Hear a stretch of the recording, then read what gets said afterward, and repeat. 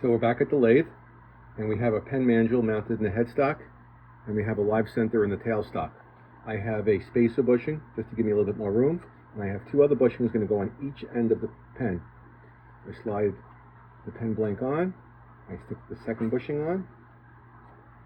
So that bushing tells me the diameter I have to make the two ends so it fits the pen parts. We'll slide the tailstock up, we'll lock it down, a little extra tension, lock it, slide the tool rest up to the blank, and we're ready to turn.